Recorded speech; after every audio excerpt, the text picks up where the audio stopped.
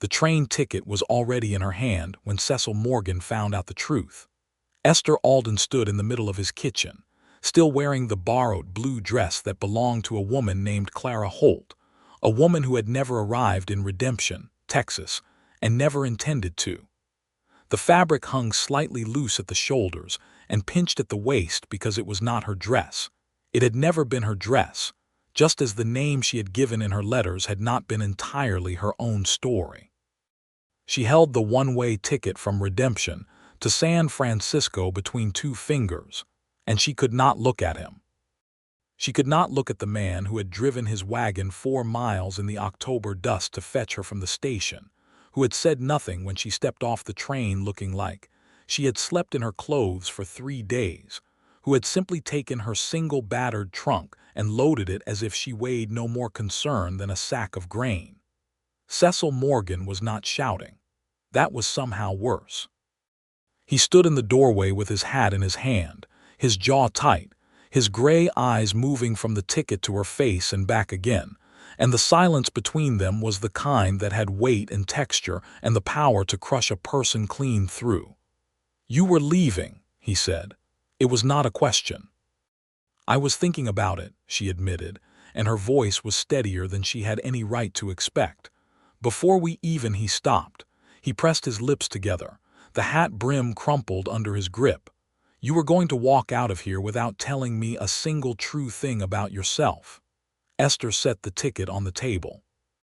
She had been carrying it since she left Abilene 6 weeks ago, and the paper had gone soft and worn at the edges from the number of times she had folded and unfolded it in the dark. She did not reach for it again. "There are things about me that I should have told you from the beginning," she said, "and I know that now. But you have to understand what I was running from before you can understand why I lied." He looked at her for a long moment. The afternoon light came through the window and caught the fine dust still on his coat from the cattle work, and he looked older than his 32 years and younger than his reputation, and she thought that she had never in her life met a man who made her feel so simultaneously safe and terrified. "Then start talking," Cecil said quietly. "And this time, tell me all of it." She pulled out the chair and sat down, and she told him everything. 6 weeks earlier, Esther Alden had arrived in Redemption, Texas with $17, a trunk of borrowed clothes, and a secret so heavy she could feel it bowing her spine. She had not come west because she had answered an advertisement for a ranch housekeeper, though she had answered such an advertisement. She had not come because she was adventurous or desperate for a fresh start in the usual ways that women were desperate in 1883. She had come because a man named Harlan Voss had made it very clear, in the kind of voice that never needs to be raised to be frightening, that if she remained in Abilene, Kansas, she would spend the rest of her considerably shortened life regretting it. Harlan Voss was not her husband, though he had once believed he would be. He was a cattle broker with interests in 3 territories and a temper that he wore the way other men wore expensive boots, proudly and without apology. He had courted Esther for 4 months, had given her a ring that she eventually dropped into the Kansas River, and had expected that she would remain grateful and biddable for the rest of their mutual acquaintance. What he had not expected was for her to discover that the money he managed on behalf of the small ranchers and farmers of Dickinson County had been systematically redirected into his own accounts for the better part of 2 years. Esther had found out by accident, the way most catastrophic discoveries are made. She had been mending a lining in Harlan's coat, and a folded paper had fallen out, a ledger sheet with 2 columns that did not match any legitimate transaction she had ever seen in her father's general store, where she had done books since she was 14. She had taken it to a lawyer named Prescott, and Prescott had gone pale and told her to leave his office and not come back. She had taken it to the county sheriff, and the sheriff had told her that she was a confused young woman who did not understand the complexities of cattle brokerage. She had taken it to her friend Clara Holt, who had held the paper with shaking hands and said, "Esther, you need to leave this town before Harlan finds out you went to Prescott." Harlan had found out by sundown. He had come to her door in the evening with his hat in his hand, and his smile on his face and something cold and absolutely specific in his eyes that told her everything she needed to know about her future if she remained within his reach. He had said nothing threatening.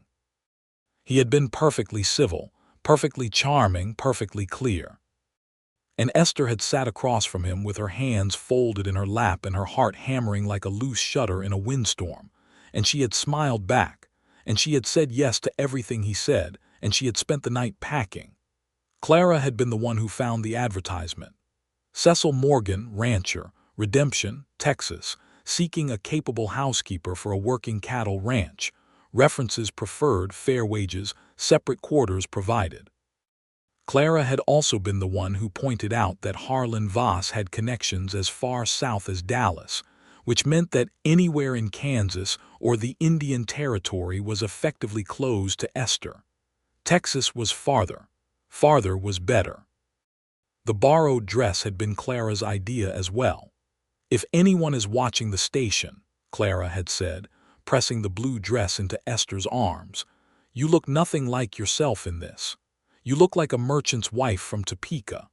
Esther had not pointed out that she looked nothing like a merchant's wife from anywhere because the dress did not fit her correctly, because the argument would have taken time she did not have.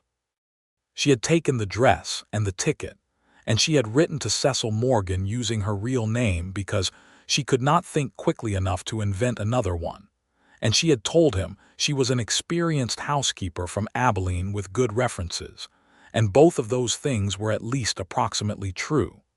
What she had not told him was why she was in such urgent need of leaving Abilene. What she had not told him was that Harlan Voss had sent 2 men to find her before she even reached Dodge City, and that she had spent an entire night in a livery stable in Caldwell with her back against a horse stall and a borrowed pocket knife in her hand, listening to footsteps in the street outside. What she had not told him was that she was not simply looking for work. She was looking for a place to disappear. The morning she arrived in Redemption had been unexpectedly beautiful.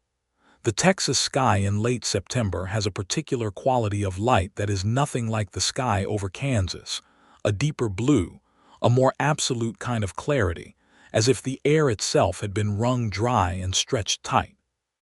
Esther had stepped down from the train platform with her trunk and stood blinking in that light, and for one moment, one small and ridiculous moment, she had felt something close to hope. Then Cecil Morgan had walked toward her down the platform, and hope had sharpened into something more complicated and considerably more dangerous. He was not what she had imagined from his letters, which had been brief and businesslike and entirely devoid of unnecessary sentiment. She had pictured someone rougher, older, someone more obviously weathered by the kind of life that left marks. Cecil Morgan was certainly weathered, but he wore it the way good leather wears use, with a kind of earned quality that made him seem more rather than less. He was broad through the shoulders and long in the leg, and he moved with the particular economy of a man who has done hard physical work for enough years that it has become simply the shape of his body. His face was angular and sun-darkened, with a scar above one eyebrow that she would later learn came from a fence wire accident when he was 19, and his eyes were the color of a clouded sky, that gray that is not quite blue and not quite nothing. He had looked at her and said, "Miss Alden," and she had thought, he is going to be a problem, not in a bad way, in the worst possible way. In the way that meant she was going to have to work very hard to remember that she was here to hide, not to feel things. The Morgan Ranch was called the Half Moon, named for the shape of a natural spring on the property's east border. It sat on approximately 1,200 acres of mixed grassland and cedar brush, about 4 miles outside of Redemption proper, and it ran close to 300 head of longhorn cattle, with the help of 4 hired cowboys and one older man named Thomas Birch, who served as foreman, and appeared to consider himself the true authority over everything, including Cecil himself. The house was not grand, but it was solid, built from local limestone with a covered porch that wrapped around 2 sides and windows that actually fit their frames, which Esther considered a meaningful sign of character in a ranch house. Her quarters were in a small room off the back of the kitchen, just as the advertisement had stated, with a narrow bed and a washstand and a window that looked out over the kitchen garden. On her first evening, after Cecil had shown her the house and explained her duties and left her to settle in, Esther had sat on that narrow bed and held her one-way train ticket and thought about San Francisco. She had never been to San Francisco. She did not know anyone in San Francisco, but it was far from Kansas and far from Harlan Voss, and at the time that had seemed like enough reason. She had told herself that redemption was temporary.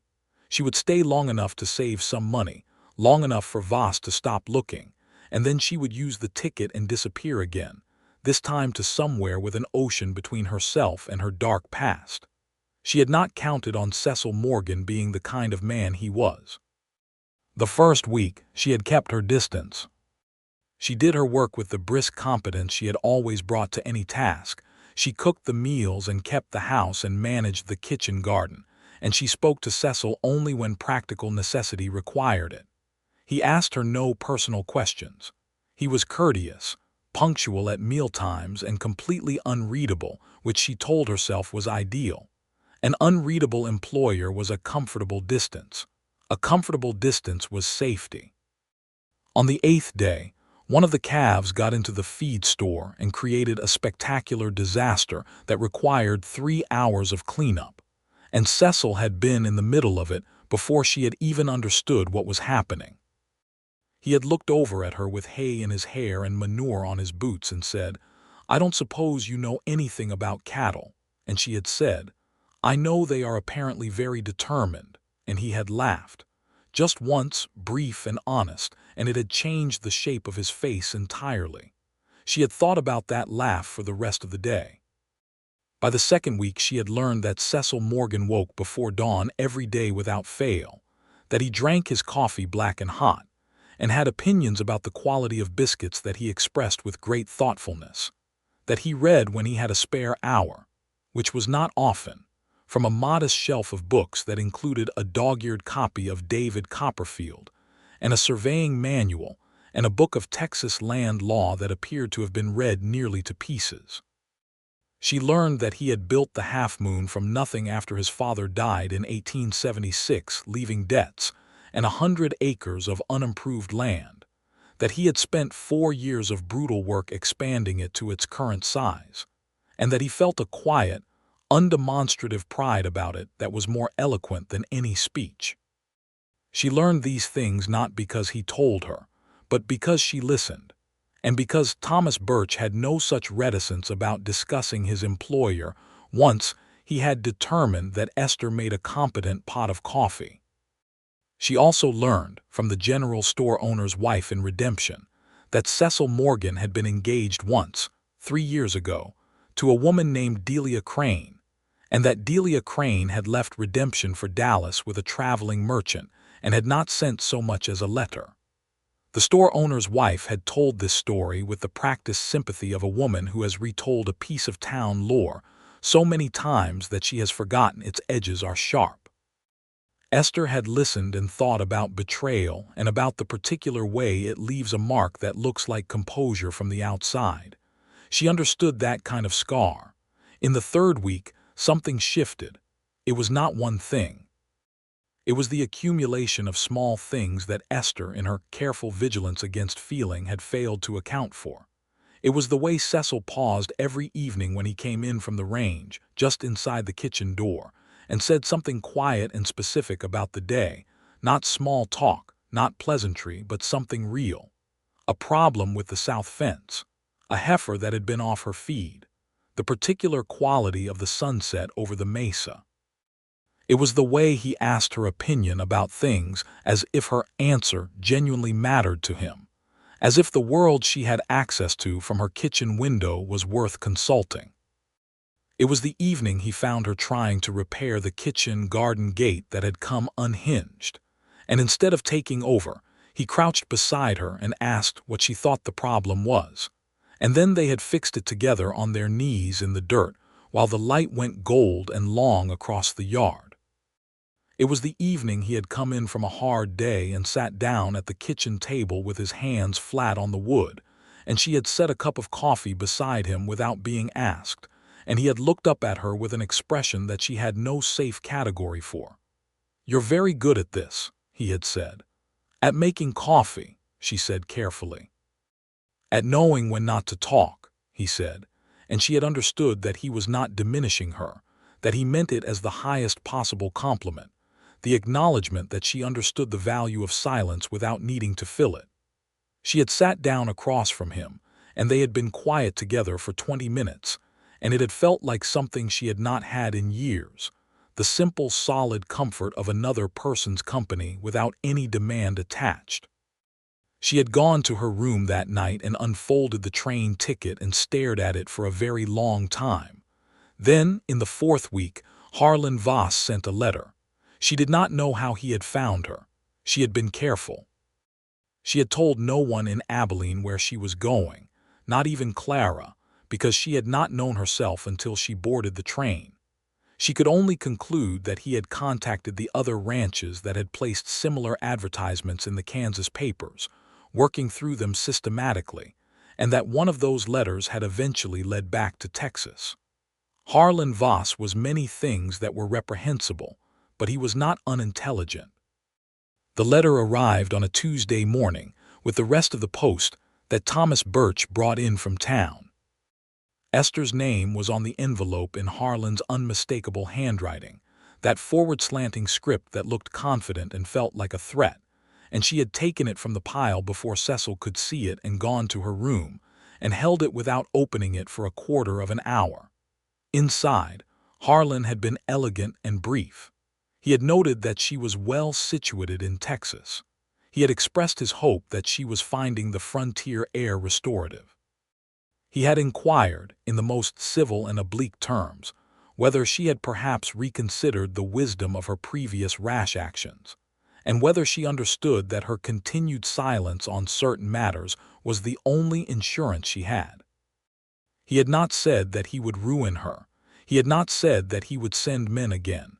He had simply allowed the space between his words to say it for him. She burned the letter in the kitchen stove and stood over it until the last corner had gone to ash. That evening, Cecil found her on the porch in the dark. She had not heard him come out. She was sitting on the top step with her arms around her knees, looking at the stars over the pasture, trying to reconstruct the argument she had been making to herself for 4 weeks, the argument that said redemption was temporary, and the half-moon was not her home and Cecil Morgan was not her concern. The argument had developed significant structural weaknesses and she could not seem to shore it up. "You have a habit," Cecil said, leaning against the post beside her, "of looking at the horizon like it owes you something." "Maybe it does," she said. He was quiet for a moment. He sat down on the step below hers, not beside her but close enough that she could feel the warmth coming off him in the cool night air, and he looked out at the same stretch of dark. "Something came with the post today," he said. Not a question, she stiffened. "A letter for me, yes. Bad news," she considered the honest answer to this. "A reminder," she said finally, "of something I had been trying not to think about." He nodded slowly. He did not push. That was the thing about Cecil Morgan that made her feel continuously off balance. He never pushed. He simply waited with a patience that felt like it had grown out of the land itself, and she always found herself wanting to fill the space he left.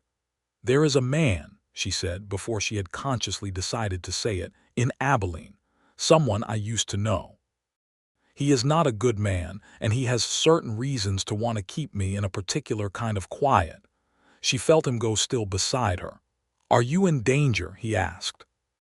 The word danger in his voice had a different quality than it would have had in any other man's. Not dramatic, not alarmed, simply direct, the way he asked questions about fencing or water supply, as if the answer, whatever it was, would simply be incorporated into his plan. "I don't know," she said honestly. "Possibly."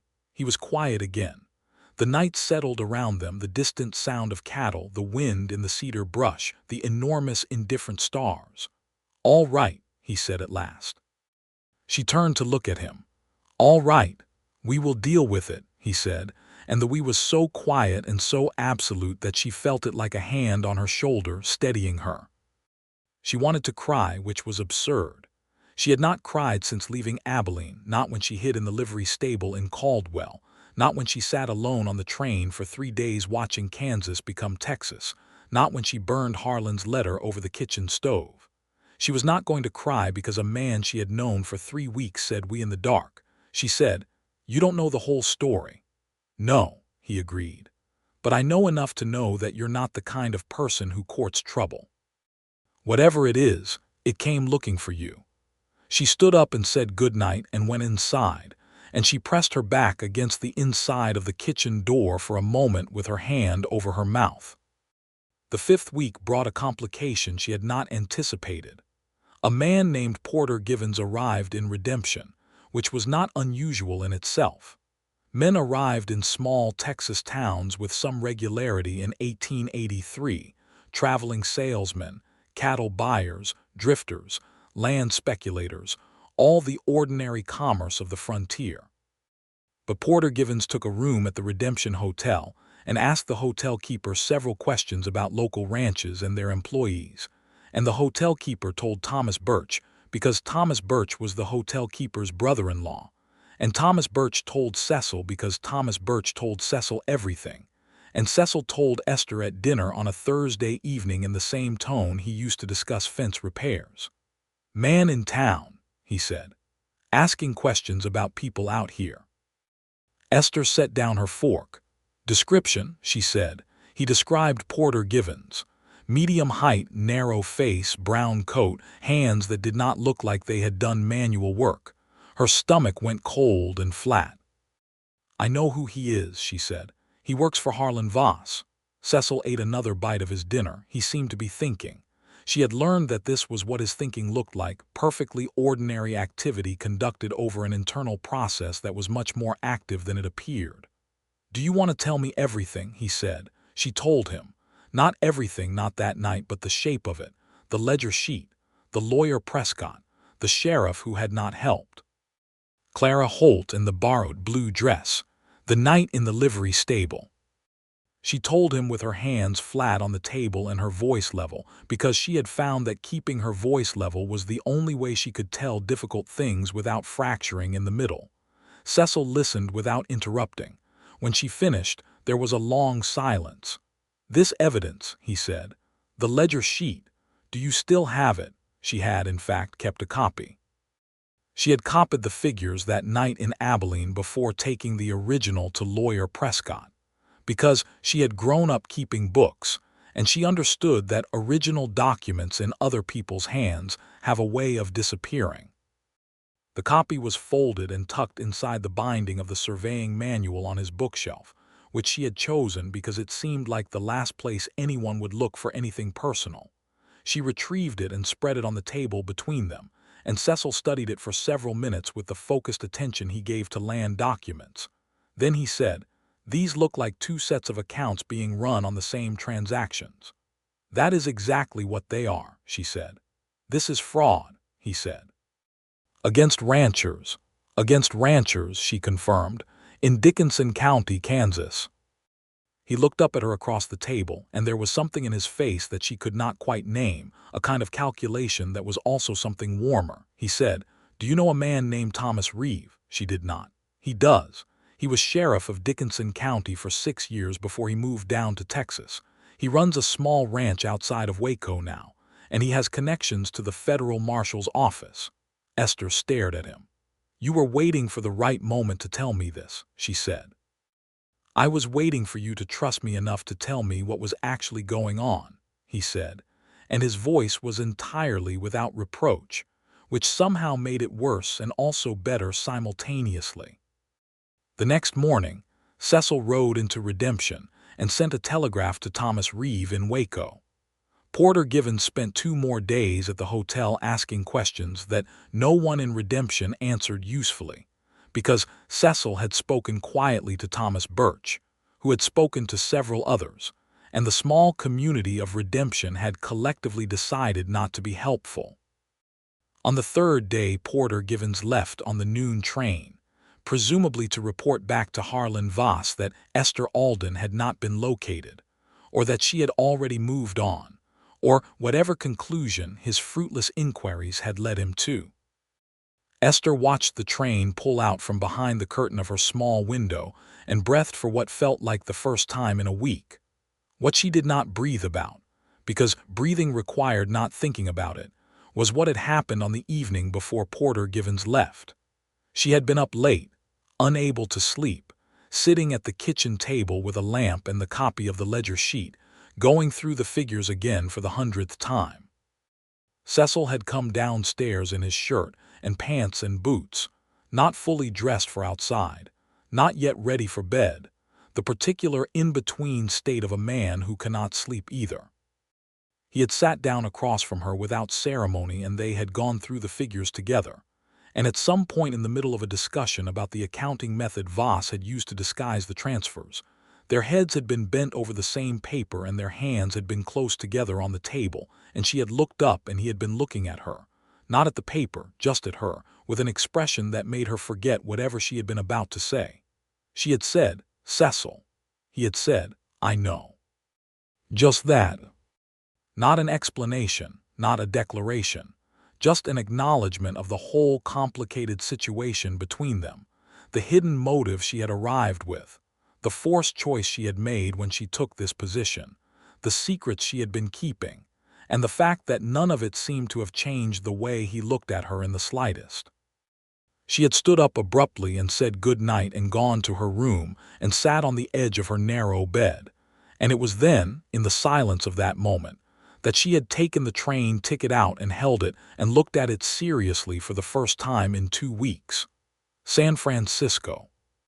She had stayed at the Half Moon long enough that the life of it had grown around her like something organic, like the way the wild grasses grew back around a fence post, slowly and without ceremony, filling in the space until you could not remember the post being bare.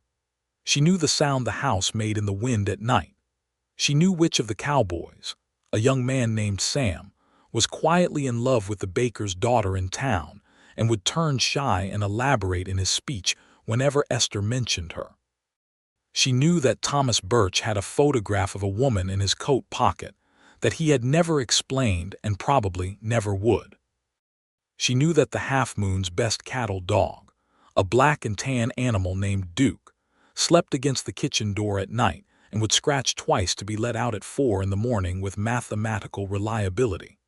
She knew that Cecil Morgan read for 30 minutes every night by lamplight before bed, that he marked passages in his books with small penciled vertical lines in the margins, that the passages he marked were consistently the ones about people managing hard things with quiet determination. She knew that she had stopped thinking of the Half Moon as a hiding place somewhere in the second week, and had started thinking of it as something that did not have a safe name. The train ticket in her hand had felt, that night, not like a destination but like a question.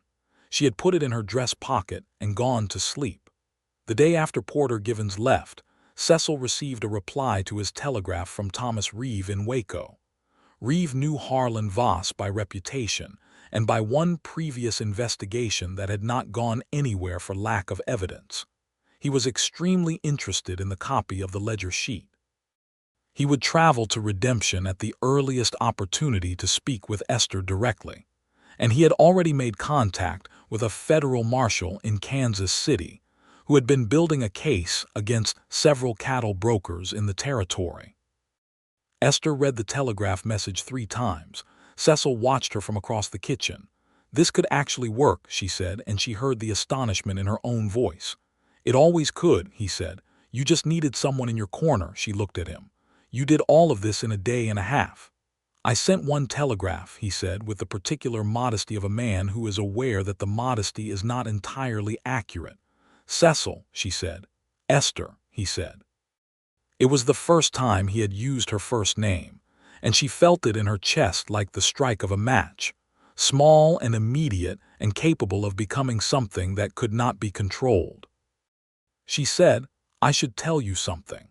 She had been building toward this conversation for days, the conversation where she explained all the ways in which she had misrepresented herself in her letter to him, in which she gave him the complete accounting of the dark past she had dragged across the Kansas border into his life. The forbidden things she had discovered about Harlan Voss, the trap she had been living in, the ultimate sacrifice she had been willing to make of her own safety and future to stay hidden long enough to feel safe. He held up one hand, not to stop her but to take a breath first. "I want to tell you something first," he said. She waited. "I wrote that advertisement," he said carefully, "because Thomas Birch told me that the house needed a housekeeper and because it was practical." He paused. "I want you to know that the way things are now, the way the last 5 weeks have been, is not what I expected or planned for." She was very still. "You came here in a dress that doesn't fit you," he said, "and you didn't offer any explanation, and every room you walked into was a little bit more livable afterward. You said nothing about yourself for 3 weeks, and somehow I knew more about you at the end of it than I know about people I've worked with for years." He was not a man who delivered speeches, and this one was costing him something. She could see the effort in the set of his shoulders. "I want you to know that whatever you tell me about Kansas and Harlan Voss and why you really came here, it doesn't change any of that," she said. "You don't know what I'm going to tell you." "No," he said, "but I know you, that's enough." She told him all of it. Every piece she had been holding back. The full account of the hidden motives and the betrayal and the forced choice and the dark past, and the one-way ticket that she had carried for 6 weeks like an argument with herself that she kept losing. She told him about Clara and the borrowed dress and the night in the livery stable and the burned letter and Porter Givens, and the terror that had lived in her chest like a stone since she left Abilene. He listened to all of it. Then he said, "Thank you for trusting me with it." And that was when she had taken the ticket out of her pocket. That was when he had come in from outside to find her in the kitchen holding it. That was the confrontation she had replayed in fragments every day of the weeks that followed, the moment that had seemed at the time like the end of something and had turned out to be the beginning. He had said, "You were leaving." She had said, "I was thinking about it." And then she had set the ticket on the table and told him everything, again, this time starting from the very first moment, leaving nothing out, filling in every gap with the truth that she had been so afraid would be too much. When she finally finished and the kitchen was quiet, Cecil reached across the table and put his hand over hers. He did not say anything else. He simply held her hand in the lamplight with the train ticket lying between them on the table, and outside the window the half-moon spread in every direction under a sky full of stars. "What do you want?" he asked. "Not what you're running from. What do you want?" She had not been asked this question in so long that it took her a moment to find the answer beneath all the sediment of survival. "I want to not be afraid," she said. "I want to be somewhere that feels real." He tightened his hand around hers. "This is real," he said. Thomas Reeve arrived 3 weeks later, a compact, careful-spoken man in his 50s, who had the look of someone who had spent decades deciding what to believe about people, and had arrived at a particular skepticism about everybody except himself. He sat at the kitchen table and questioned Esther for 2 hours with the thoroughness of a man who had been disappointed before and intended not to be disappointed again. He went through every detail of the ledger sheet, asked about the specific transactions she had recognized, asked about dates and names and amounts. He showed her 2 other documents he had brought with him and asked her to confirm whether the handwriting matched Harlan Voss's. It did. At the end of the 2 hours, Reeve sat back in his chair and said, "Miss Alden, you have been sitting on better evidence than the federal marshal in Kansas City has been able to compile in 3 years of investigation." "I have been sitting on it in a great deal of fear," she said. "That will be taken into consideration," he said, and for a moment his severe face softened. "You did the right thing twice. First in recognizing what it was, and then in keeping it safe until you could get it to the right people. That took courage." She felt Cecil watching her from his place near the window, and she did not look at him because if she looked at him, she would lose the composure she was maintaining with considerable effort. Reeve took the copy of the ledger sheet and the telegraphed confirmation from Kansas City's federal marshal that he had the backing of the office, and he departed on the afternoon stage to Waco. He told Esther that it was possible she would need to travel to Kansas City to give formal testimony, but that she would be informed through Cecil's address as they had agreed, and that in the meantime she should consider herself considerably safer than she had been. After his wagon disappeared down the road, Esther stood on the front porch of the Half Moon and felt, for the first time since that evening in Abilene when Harlan Voss had come to her door with his hat in his hand, the particular sensation of a weight beginning to lift. Cecil came and stood beside her. "It's not over," she said. "No," he agreed, "but it's moving in the right direction." She turned to look at him. He was watching the road where Reeves' wagon had gone, his profile clean against the afternoon sky, and she thought of all the things he had done in the past weeks, the quiet, efficient competence of them, the complete absence of self-congratulation, the way he had managed every difficult thing as though it were simply what one did when someone needed help. "Why?" she asked. He turned to look at her. "Why what? Why did you do any of this?" she said. "You could have turned Porter Givens away or turned me away when you found out I was carrying trouble with me. You had no obligation. I wasn't even entirely honest with you." He was quiet for a moment in the way that meant he was choosing his words carefully. "Because you set that ticket on the table," he said finally. She waited. "You could have walked out," he said. "You had reason to, and you had the means to, and you didn't. You sat down and you told me the truth. That counts for a great deal, Esther." She had heard her name in his voice often enough by now that it should not still do what it did to her composure. She had apparently not developed the immunity she needed. "I stay," she said, "if you want me to." He looked at her for a long moment, and everything in his face that was usually controlled and inward came forward. "I want you to stay," he said. "Not as a housekeeper." She felt the air go very still. "What then?" she said softly. He said nothing, but he turned to face her fully, and he reached out and tucked a strand of her dark hair back from her face with the same careful deliberateness he brought to everything, and she let him, and the sunset spread out behind him across the Texas sky in colors that were almost violent in their beauty.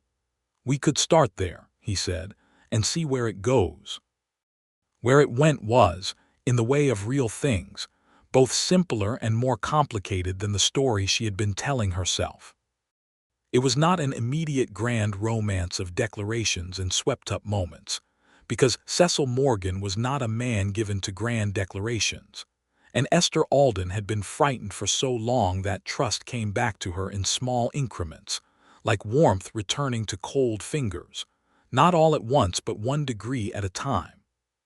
What it was a Wednesday evening in October when he read to her from David Copperfield at the kitchen table, and she fell asleep with her head on her arms, and he put his own coat over her shoulders before he went to bed. What it was a Saturday morning when she rode out with him to check the south fence line, something she had never done before, and discovered that the back of a horse was a place she had forgotten she loved, and that the Half Moon looked entirely different from the back of a horse, larger and more intricate and more beautiful, and Cecil had watched her take it in from his own horse beside her, with an expression she would not have traded for anything.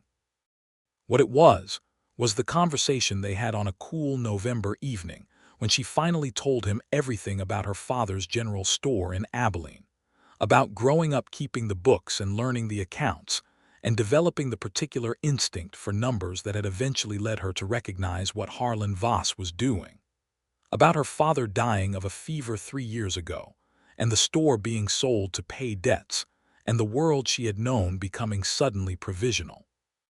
About the way Harlan Voss had appeared in the aftermath of that loss, offering stability and security, and how she had not loved him but had mistaken relief for the beginning of love, and how he had taken advantage of that mistake with a thoroughness she had not understood until too late. Cecil had listened to this the way he listened to everything she told him, fully and without flinching. And then he had said, "You have been keeping your own counsel for a long time." "I didn't know who to trust," she said. "Do you now?" he asked.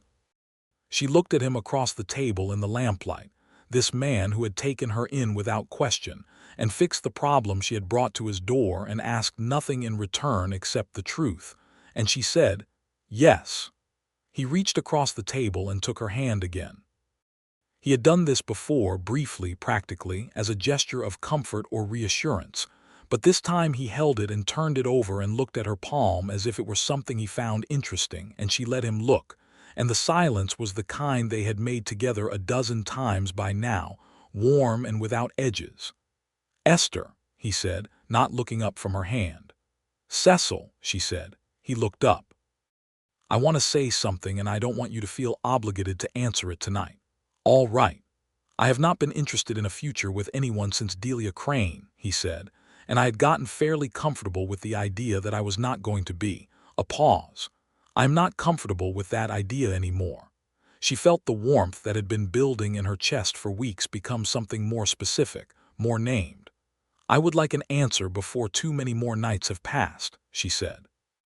Something that was the precursor to a smile crossed his face. "You are the most direct person I have ever met," he said, which coming from him was clearly an expression of profound admiration. "I spent 6 weeks being indirect," she said. "I have decided to stop." He stood up from the table, and he was tall in the lamplight, and he held her hand and drew her up to stand as well, and she stood very close to him in the warm kitchen of the Half Moon Ranch and looked up at him, and he said, "I love you, Esther Alden. Borrowed dress and one-way ticket and all of it." She felt something in her chest give way, not break but open, the way a door opens, suddenly and into a larger space.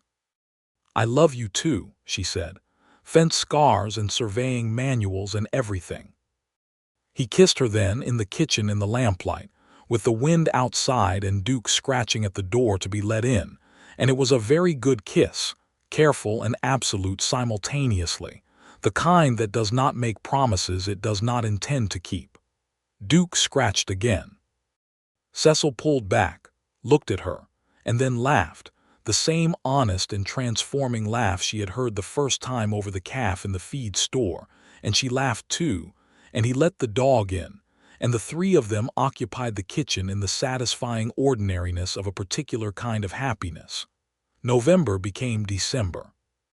The cattle work slowed with the cold, and the half-moon settled into its winter rhythm, quieter and more interior, the long evenings longer, the fires in the main room a gathering point in the evenings where Thomas Birch and sometimes one or two of the cowboys would sit and play cards or talk. Esther's position in the household shifted, not dramatically, because nothing at the half-moon shifted dramatically, but in the way of something settling into its correct place, a rightness that everyone seemed to feel and nobody particularly needed to discuss. Thomas Birch had told her 2 weeks after her arrival that he had seen her kind before, meaning people who came west carrying more than their luggage, and she had been uncertain whether this was a judgment. But now she understood that it was simply Thomas Birch's way of saying that he understood, and that understanding from Thomas Birch was the closest thing to a formal endorsement as could be hoped for. The telegram from Thomas Reeve arrived in December, while the first cold front was moving down from the north, and the cattle were restless along the fences. Harlan Voss had been arrested in Abilene by a federal marshal operating on the basis of the evidence Esther had provided, combined with the evidence that had been accumulating in Kansas City for 3 years. He was to be charged with fraud across multiple counts. She would need to provide written testimony to be submitted in court, and there was a possibility, though not a certainty, that she would need to travel to Kansas City for further proceedings. She read the telegram at the kitchen table with Cecil sitting across from her, and she felt a complicated mixture of relief and the particular exhaustion that comes after a prolonged period of fear when the danger has finally passed and the body is slow to believe it. "It's done," she said. "Almost done," he said, "but done enough." She looked at him. "I would like to go to Kansas City when the time comes," she said. "I want to say it out loud in front of people who have the authority to act on it. I want Harlan Voss to understand that I did not run away from him. I ran toward something better, and then I came back to face him." Cecil held her gaze with that steady, unhurried attention of his. "I'll take you," he said. "You don't need to, I want to," he said. "You're not going to face that alone. You haven't been alone since October, and I have no interest in changing that." She felt the warmth again, reliable as morning by now, the specific warmth that belonged to Cecil Morgan and nowhere else. "All right," she said softly. Christmas came to the half-moon with a quiet domesticity that Esther found she loved more than any elaborate celebration she could imagine. She made a proper Christmas dinner with a roasted chicken and a dried apple pie from the stores she had been building since October. And Thomas Birch came in from his bunkhouse, and Sam the young cowboy came as well. And they sat around the kitchen table in the winter light and ate and talked. And the conversation was easy and warm and full of the particular texture of people who know each other. Cecil had gotten her a gift, which surprised her, a small journal bound in calfskin, the kind she had mentioned once in passing that she had kept as a young woman, before her father's death had made the future too uncertain to record. She had opened it at the table with everyone watching, which would have mortified her once, but which now simply felt like being among people who wished her well, and she had looked up at Cecil across the table, and he had met her eyes with that quiet directness that still made her feel like she was standing in a very warm light. She had gotten him a new copy of David Copperfield because his was falling to pieces. He had turned it over in his hands and looked at her with an expression that was not his usual composure but something less guarded. And Thomas Birch had made a sound that may or may not have been a suppressed comment of some variety. In January, Cecil rode out to the northeast corner of the property on a clear, cold morning with Esther riding beside him, and he showed her a stretch of high ground that looked out over a wide, shallow valley, the grass brown and silver in the winter light, the cedar dark green against the pale sky. He sat on his horse and was quiet for a moment, and she waited. "I have been thinking about building there," he said. "A second house. Not a big one, but better built than the main house. Better light.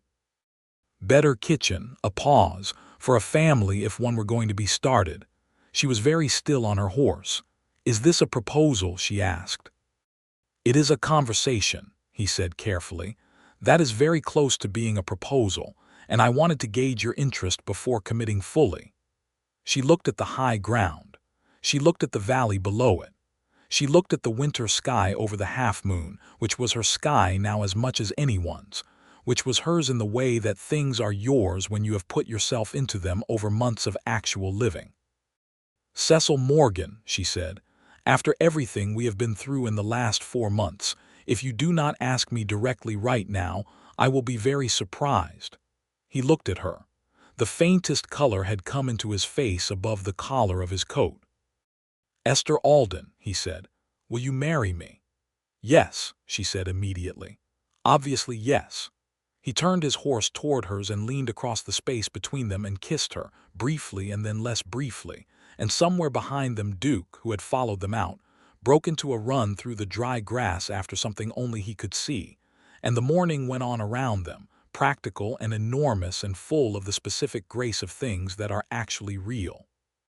They were married in February in Redemption's small white church by a preacher who had served the county for 11 years, and had the matter-of-fact warmth of a man who had married people in every variety of circumstance and believed in all of them. Thomas Birch stood up as Cecil's witness in a new coat that he had clearly acquired specifically for this occasion, and which he wore with a dignity that defied any comment. Clara Holt, who Esther had written to in November once Porter Givens had left and the immediate danger had passed, had made the journey from Abilene for the wedding, and stood beside Esther with the particular emotion of someone who had helped set a thing in motion and is extremely pleased with where it has ended up. Esther wore her own dress, a blue wool she had made herself from fabric she had bought in Redemption in December, because she had decided that she was done, definitively and permanently done, with borrowed things. Clara noticed immediately. "You made this yourself," she said before the ceremony, touching the sleeve. "I had time," Esther said. "You had a man worth making it for," Clara said, and Esther did not argue with this because it was accurate. The ceremony was brief and honest, the way the best ceremonies are. The preacher spoke about commitment and trust, and the particular courage of choosing to build a life with another person in the face of all the ways the world could dismantle such an effort. Esther thought, standing beside Cecil in the cool February light that fell through the church windows, that she had come to Texas carrying a one-way ticket as a kind of armor, a perpetual exit, the guarantee that she could always leave before she was hurt. She had not understood that the armor was also a cage, that carrying the exit made arriving impossible, that you could not truly be anywhere you were always prepared to leave. She had left the ticket on the kitchen table in October and she had never picked it up again. When Cecil took her hand at the altar and held it with the same careful, absolute steadiness he brought to everything, she thought that she had never been so completely somewhere in her life. They said their vows. The preacher pronounced them married. Thomas Birch made a sound that was definitely not just a cleared throat. The spring and summer that followed were the best months of Esther's adult life, and she did not take that measure lightly. She had had good months before. Years before the loss of her father and the Harlan Voss disaster had made the world small and frightened and provisional. But this was a different kind of good, not the unconscious goodness of someone who has not yet learned how bad things can get, but the conscious and deliberate goodness of someone who knows exactly what they have and has chosen it. The new house on the high ground began to take shape in April, Cecil and Thomas Birch, and the cowboys laying the limestone foundation, with the same methodical care that went into everything on the half-moon. Esther was involved in the planning of it in a way that was entirely natural because Cecil brought every decision to her as a matter of course, and she found that she had opinions about rooms and windows and kitchen layouts that she had not known she possessed. She wanted the kitchen to face east for the morning light. She wanted a window seat in the main room, large enough to read in. Cecil said yes to all of it without the complicated negotiations that she had always assumed such things required, because it turned out that what he wanted was the house she wanted, the two things being inseparable in his understanding. In April, Esther also received a letter from the federal marshal's office in Kansas City, confirming that Harlan Voss had entered a guilty plea to fraud charges on multiple counts and had been sentenced to 7 years in federal prison. The lawyers representing the ranchers and farmers he had defrauded in Dickinson County were pursuing a civil case to recover the redirected funds, and her testimony, submitted in written form, had been materially important to the prosecution. She read this letter at the breakfast table and looked up at Cecil and said, "It's finished." He looked at her over his coffee cup and said, "Yes." She thought about the chain of events that had brought her here. The coat lining and the ledger sheet, the meeting with Lawyer Prescott, the night in the livery stable, the borrowed dress and the one-way ticket, the 4 miles of Texas dust on a September morning, this man walking toward her on the platform. She thought about how each piece of the story had seemed, at the time, like a disaster, and how every disaster had been necessary to arrive at this particular morning in this particular kitchen, with the light coming through the east window the way she had asked for it to come through the kitchen window of the new house they were building. "Cecil," she said. He looked at her. "I want to go back to Abilene," she said. "Not for Voss, for the families he stole from. My father's store sold because we had debts, and some of those debts were to ranchers who lost money they could not afford to lose. I want to make sure the information about the civil case gets to the people it needs to get to."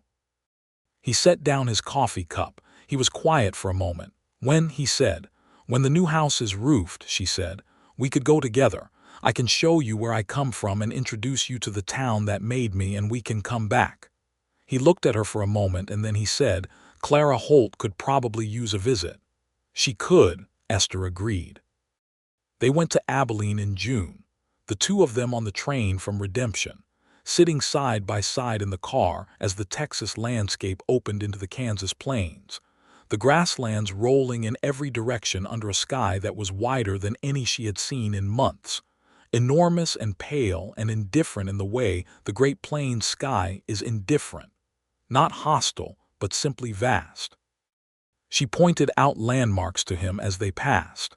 The town of Caldwell, where she had spent the night in the livery stable, which he looked at with a focused attention that she recognized as anger being very carefully contained. The Kansas River glinting in the summer light, into which she had dropped Harlan Voss's ring. "I am glad I came," he said. "I am glad you're here," she said. Abilene in June was green and busy, cattle season well advanced, the streets full of the commerce and noise she remembered.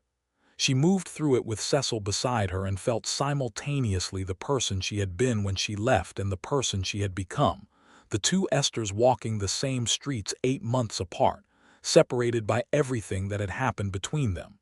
She went to Clara first. Clara Holt's house was a modest place near the edge of town, well kept, with a kitchen garden that put Esther's to shame. Clara opened the door and looked at Esther and looked at Cecil standing beside her, and made an expression that combined satisfaction, happiness, and the vindication of a person who told a friend to run toward something better and watched it work out. "You look entirely different," Clara said to Esther. "I look like myself," Esther said. "That's what I mean," Clara said and pulled her inside. Cecil and Clara's husband George got along with the immediate ease of two people who have both had the experience of being adjacent to a complicated situation they were not directly involved in, and have the same kind of steady temperament in the face of it. They sat on the porch and talked about cattle and grain prices while Esther and Clara sat in the kitchen and talked about everything else. "Was it hard?" Clara asked. "In the beginning," Esther said, "and then it wasn't. He seems like a good man." "He is the best man I have ever known," Esther said without hesitation. Clara looked at her for a moment. "You were so determined to leave," she said. "Even when you wrote in November and told me about him, there was still this careful quality to everything you said about him, as if you were holding back a little in case you had to go." "I know," Esther said. "I had been holding back so long I didn't know I was doing it. What changed?" Esther thought about the borrowed dress and the ticket on the table and the look on Cecil's face in the kitchen lamplight when she told him everything. "He kept choosing to stay in the room," she said. "No matter what I told him, he just kept being there. I eventually ran out of reasons to keep the distance." Clara was quiet for a moment, and then she said, "George did something similar," and they looked at each other with the particular understanding of women who have been lucky in the ways that matter. From Abilene, Esther also visited the courthouse and spoke with the clerk handling the civil case against Voss, ensuring that the information reached the right people and that the affected ranchers and farmers in the county were properly represented. The clerk told her that her written testimony had been cited multiple times in the proceedings, and that without her initial recognition of the fraud, the case might never have been built at all. She walked back to Clara's house in the afternoon light thinking about her father's general store, about the years of keeping books, about the instinct that had looked at those two mismatched columns and known immediately what it meant. She had spent 8 months thinking of herself as someone who ran from Harlan Voss. She was beginning to understand that she was also someone who had stood in her kitchen alone at night and copied down evidence because some part of her had known it would be needed, who had kept that copy safe through a livery stable and 3 days on a train and 6 weeks of hiding, who had given it to Thomas Reeve in redemption without fully knowing if it would do any good. She had not been entirely frightened. She had also been doing something. She told Cecil this on the train south, watching Kansas turn back into Texas outside the window. "I know," he said. He did not say it dismissively, but with the certainty of someone who had known it for months. "You knew before I did," she said. "Sometimes that's useful," he said. She took his hand and they rode south in the long summer evening with the light slanting gold across the grasslands, and she thought that she had spent the whole summer living in a story that had felt like it was about running away and had turned out entirely to be about arriving. They came home to the Half Moon in late June, and the new house on the high ground had its roof by July, the limestone walls pale and solid against the summer sky, the east-facing kitchen windows open to the morning light exactly as she had planned. They moved in August, And the first morning she made coffee in the new kitchen with the light coming over the valley through the window she had designed for it, Cecil came in from outside in his boots and his dust and stood in the kitchen doorway and looked at her and the light in the room and said nothing for a long moment. "Well," she said. "It's everything," he said. "Exactly what I wanted it to be." She handed him his coffee. He sat down at the new table in the new kitchen in the new house they had built together on the half-moon, and they had their coffee in the morning light. And outside the window the valley was green and gold and endless in the summer heat. And Thomas Birch's voice could be heard below in the yard giving someone instructions about the water troughs, and Duke was barking at something in the cedar brush, and the cattle moved in the distance like a dark, slow tide. By autumn she knew she was expecting a child. She told Cecil on a September evening, almost exactly a year after she had stepped off the train in Redemption, standing in the kitchen of the new house where the lamp was lit, and the smell of supper was in the air, and the autumn wind came through the cracked window with the smell of dry grass and cooling earth. He was very still for a moment when she told him, the kind of stillness that comes before something that is too large to fit into the ordinary containers of expression. Then he crossed the kitchen and put his arms around her and held her against his chest, and she could feel him breathing, slow and deliberate and full, and she put her arms around him and held on. "A year ago," she said into his shoulder, "I had $17 and a trunk of borrowed clothes. Now you have a ranch and a kitchen with good light and a husband who loves you," he said into her hair. "And a child coming," she said. "And a child coming," he agreed. They stood in the kitchen of the half-moon for a long time, in the lamplit quiet of their first autumn together, and the wind moved the dry grass outside, and the stars came up over the valley one by one, and Esther Alden, who had arrived in Texas with a borrowed dress and a one-way ticket, and the conviction that she was in transit to somewhere else, stood in the house she had helped build and thought that she had never in her life been so precisely, so irrevocably somewhere.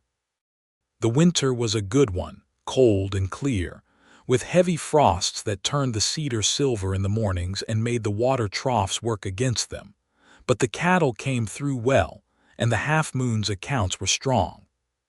Cecil had taken on one new hand in the fall, a steady older cowboy from San Antonio named Ruiz, who had the silent efficiency of a man who had done this work for 20 years and needed no supervision, and who had immediately fallen into the half-moon's quiet rhythms as though he had always been there. Thomas Birch turned out to have strong opinions about the impending child that he expressed through the medium of building a crib, which appeared one morning in the spring room of the new house without explanation, made from cedar with careful dovetailed joints, solid enough to last generations. Esther had run her hand over the smooth wood and thought about Thomas Birch in his bunkhouse at night, with the photograph of the unnamed woman in his coat pocket, building something for a future he would never have himself. She thanked him in the morning at breakfast, and he said it was just something to do in the evenings, and ate his biscuit with great concentration. Sam the young cowboy had, over the winter, gathered his courage sufficiently to court the baker's daughter in Redemption, a lively dark-haired young woman named Nell who had a laugh that could be heard from one end of the main street to the other. They appeared in the half-moon's kitchen one Sunday afternoon in February, Sam visibly formal with nerves, to ask Cecil for his blessing on an engagement. Cecil had given it immediately, and with the dry warmth that served as his equivalent of enthusiasm, and Esther had kissed Nell on the cheek, and fed both of them an entire apple cake, and felt the particular satisfaction of watching something small and hopeful become something certain. In March, Clara Holt wrote from Abilene to say that the civil case against Harlan Voss had resulted in partial restitution for the affected ranchers and farmers, and that the total amount recovered, while not complete, was significant. The letter included a note from the lawyer handling the case thanking Esther for her role and confirming that her evidence had been foundational. She read this letter twice and folded it into the new journal Cecil had given her at Christmas, the first page of which she had written on the night they moved into the new house, recording the names of the first stars she had seen over the valley from their window. She filed the lawyer's letter between those pages and closed the journal and set it on the window seat in the new house.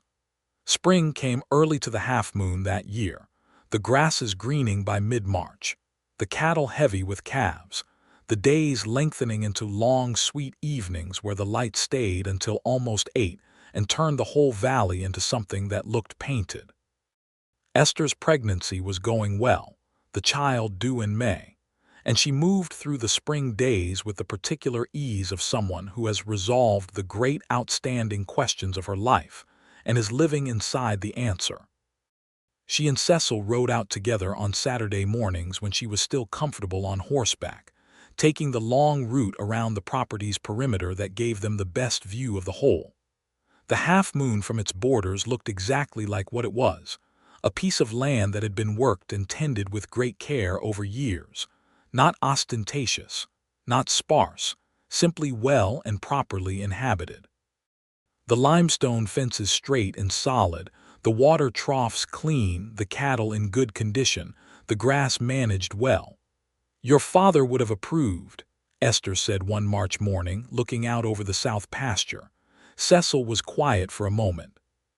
He had told her about his father in one of their winter conversations, about the debts and the worn-out 100 acres, and the years of work to build the half-moon from that foundation, about the grief that had been complicated by the difficult inheritance, the way loss and responsibility had arrived simultaneously and left no room for either one to be simple.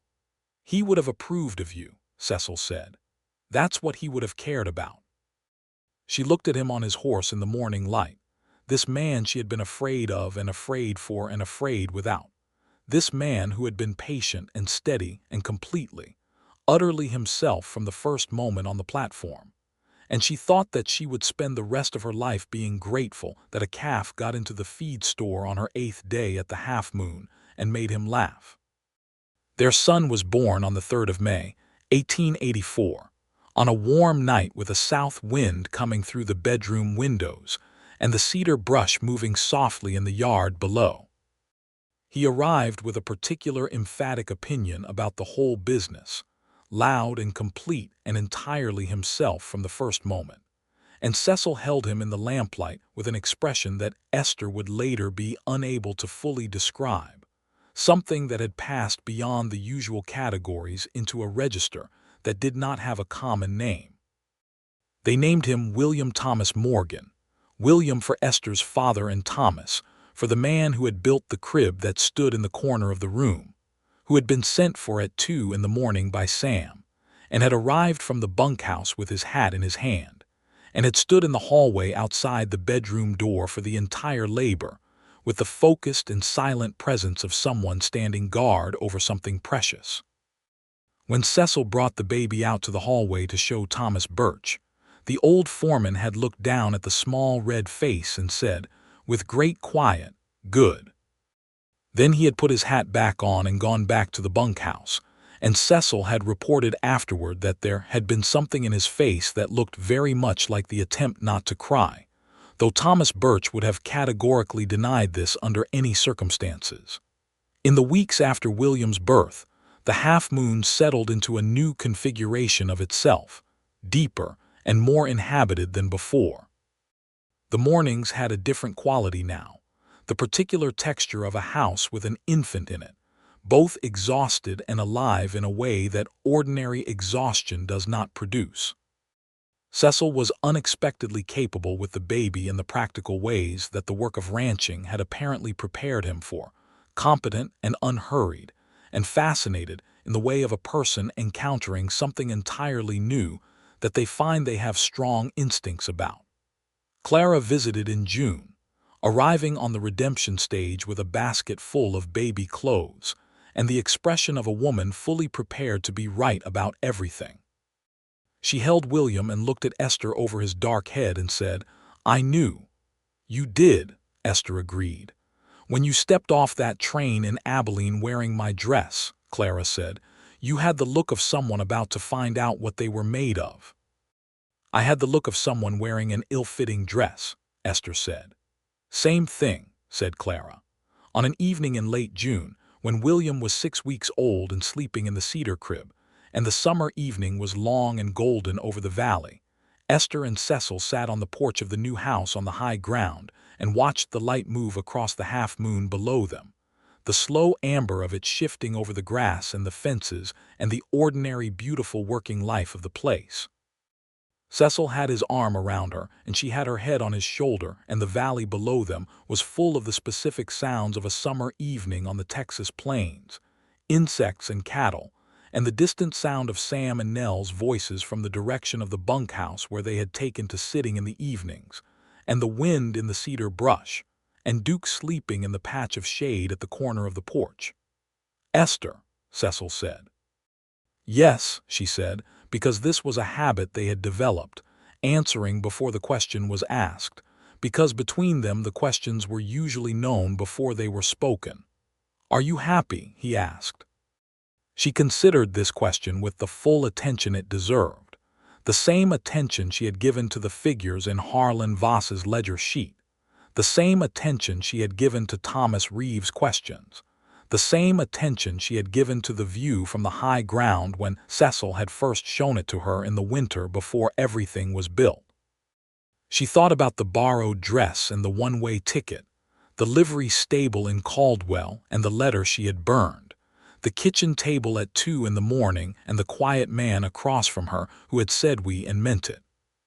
She thought about the train ticket lying on the table and the moment she had chosen not to pick it back up, and the morning she had stood in the east-facing kitchen, with the light coming through the window exactly as she had planned, and the night Thomas Birch's crib had appeared in the room, and the evening in May when Cecil had held their son in the lamplight with that expression that had no common name. She thought about how she had arrived in Texas with $17 and a plan to leave, and had stayed because something kept proving to be more real than the plan. "Yes," she said, and meant it completely, without reservation, without the small internal asterisk of caution that had accompanied every answer she had given to every question for the past 2 years of her life. "I am entirely happy." He tightened his arm around her and did not say anything else, because between them that was also sufficient, the silence that had grown over the months into something that was not absence but presence, not the silence of people who have nothing to say to each other, but the silence of people who have said enough of the important things and have arrived in the space on the other side of them. The summer evening moved over the half-moon in its slow gold way. The cattle grazed in the lower pasture. Duke opened one eye, determined that nothing required his attention, and went back to sleep. From inside the house, the baby made the small decisive sound that meant he was about to wake up and have opinions about it, and Esther felt Cecil move slightly to stand, and she said, "I'll go." And she stood and went into the house, into the lamplight and the smell of cedar and the sound of her son, and she was home, completely and permanently and without any remaining doubt home.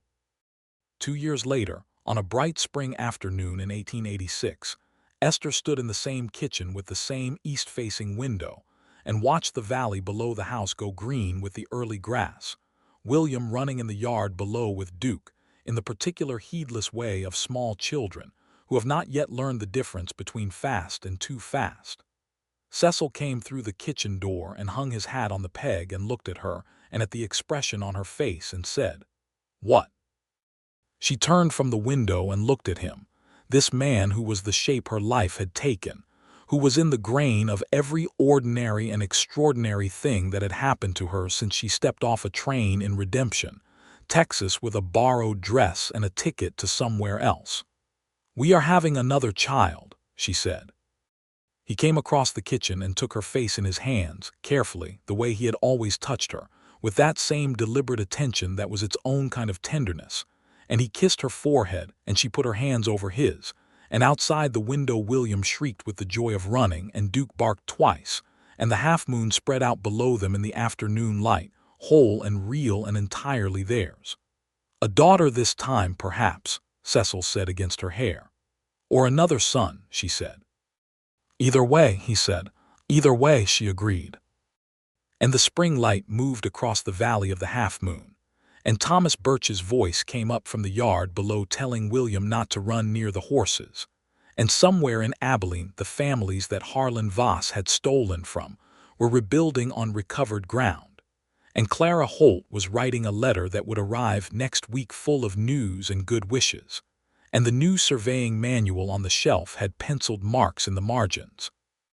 And the worn blue dress that had never belonged to Esther Alden had been made into a quilt that lay on William's bed, its borrowed fabric finally, after everything, entirely at home.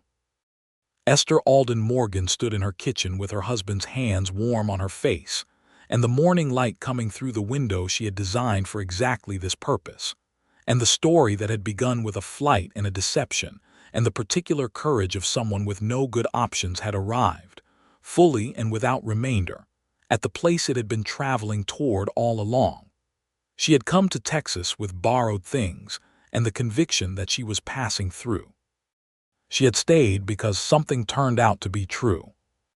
She had built a life with a man who had looked at her, borrowed dress and one-way ticket and hidden past and complicated truth and everything, and had thought she was enough, had thought she was, in fact, everything, and he had been right.